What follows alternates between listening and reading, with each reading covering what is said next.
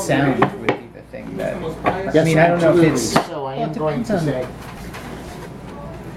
we're going to need it quiet just for a couple minutes because we're videoing.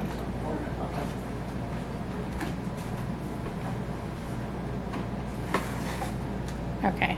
all right. Now are- you're are on you the recording? spot. You're recording. Yeah. There's not sort of the natural, I know. Well, if it were natural, what would you say? If it were natural, what I would say is, What were you going to say well, before I I was interrupted gonna you? say, I mean, I can totally see my family kind of, whether it's like on a family vacation, just kind of like, it's like bananagrams, this, like, okay, here we go, and just like play, and also that, my parents would be into it, and, my nieces and nephews would be into it, and, as young as, 7 years old or something, they'd be cool with playing. Yeah, I don't know, what else do you want to say? What do you think about how would it be at school? Well, certainly, I mean, maybe just because we played maybe the sort of more sort of simpler version. I mean, definitely when I taught 8th grade, it would be like the perfect little, sort of thing to do in the classroom to kind of, let's just work on building vocabulary, and not even so much building vocabulary, because I think what it comes down to more and more, and I feel like you'll find a lot of stuff written about this, is creativity and the value of play in education. And so to be able to just play with words and just mess around and to really engage with words and to have those debates where it's like, that's not a word, yes it is, and so you're consulting the dictionary, and sort of the learning is happening without anyone really thinking of it as learning. It's there. It's just kind of like, oh, I'm engaged with language in an interesting way, in a creative way. That's huge. It's great. That's huge, and that is a tremendous part, not only of the game, Scott, but of everything. That Kim and I. That's why we do what we do. Yeah. And you hit the nail on the head. The idea that fun is a legitimate learning tool. Oh yeah.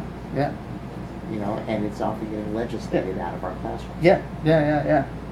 I mean, it's funny because I would almost say that it's not even that play is a means to learning, but play is learning.